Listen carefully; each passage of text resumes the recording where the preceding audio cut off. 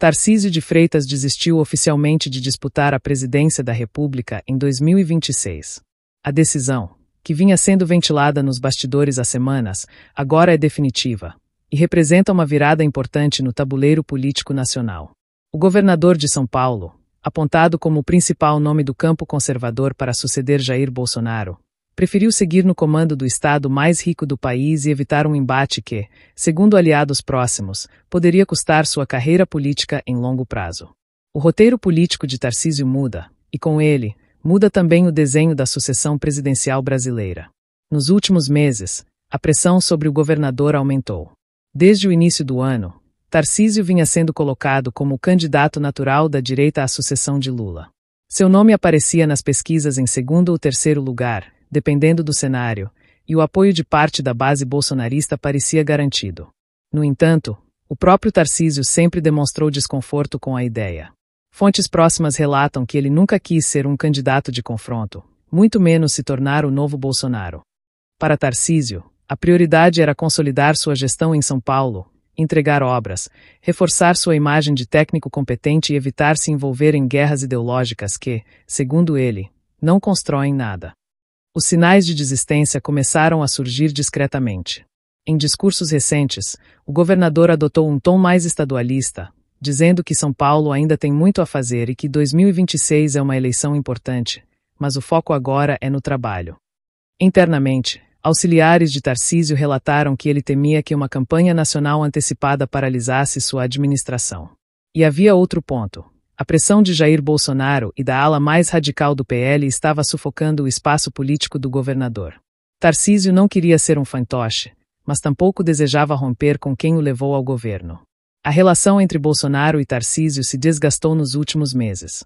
O ex-presidente esperava que o pupilo assumisse publicamente a missão de liderar a direita moderada, enquanto Tarcísio tentava equilibrar o pragmatismo de gestor com a lealdade política. Em conversas reservadas, o governador chegou a dizer que não é hora de dividir o país de novo, e que o Brasil precisa de pontes, não de trincheiras. Essa visão, embora elogiada por parte do empresariado paulista, irritou os setores mais duros do bolsonarismo. O resultado foi o isolamento gradual de Tarcísio dentro da própria base conservadora. Com o tempo, o governador percebeu que o custo de uma candidatura presidencial seria alto demais. O risco de ser engolido pela máquina bolsonarista, perder o apoio de aliados em São Paulo e ainda enfrentar uma campanha nacional desgastante o fez recuar. Além disso, o cenário econômico do Estado, com projetos de infraestrutura em andamento e privatizações em fase delicada, exigia estabilidade política. O próprio Tarcísio teria dito a interlocutores: seria irresponsável abandonar São Paulo agora. Ao desistir, Tarcísio também deixa em aberto o futuro do campo conservador. Sem ele, o bolsonarismo perde seu principal nome técnico, alguém capaz de dialogar com o centro sem perder a base.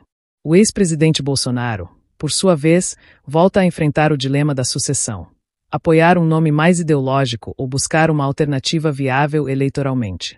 Alguns nomes já circulam: Michele Bolsonaro, Romeu Zema e até o governador de Goiás, Ronaldo Caiado, voltam ao radar. Mas nenhum tem, neste momento, a mesma combinação de popularidade e credibilidade que Tarcísio conquistou. No Palácio dos Bandeirantes, a decisão foi recebida com alívio. Tarcísio pretende usar os próximos anos para consolidar seu legado administrativo. Ele quer deixar uma marca profunda em São Paulo, comparável à de Mário Covas ou José Serra. Obras de infraestrutura, concessões de rodovias e expansão ferroviária estão no topo de sua agenda.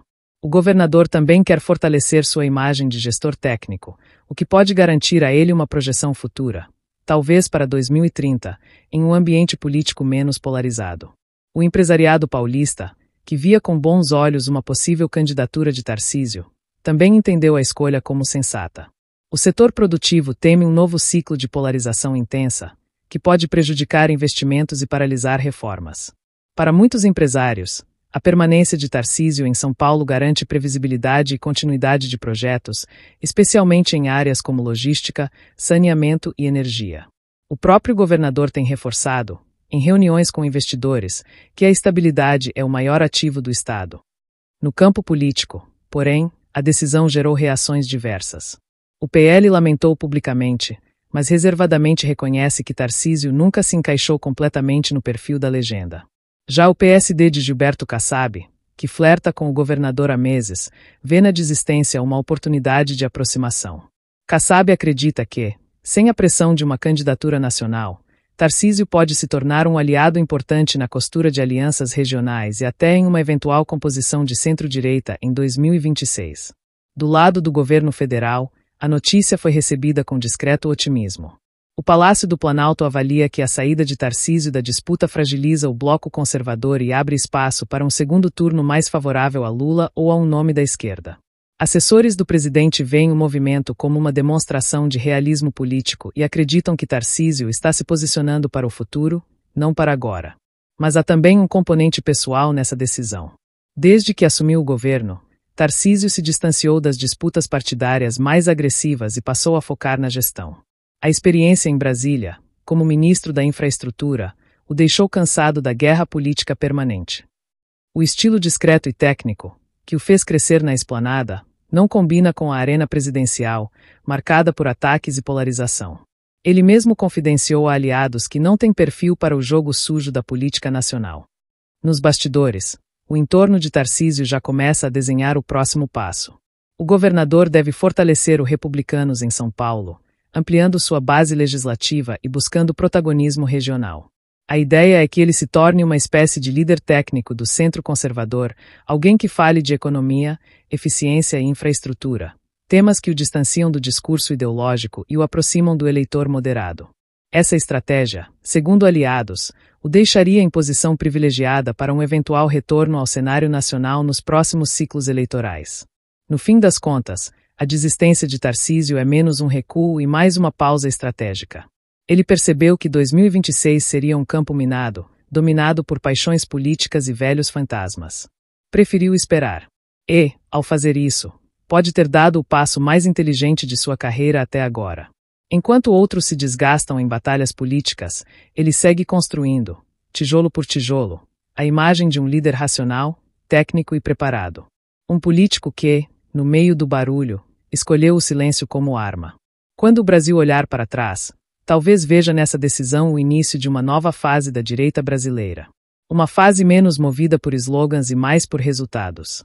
E, se esse futuro realmente chegar, Tarcísio de Freitas poderá dizer que foi um dos primeiros a entender que o poder, para ser duradouro, precisa antes de tudo ser sensato.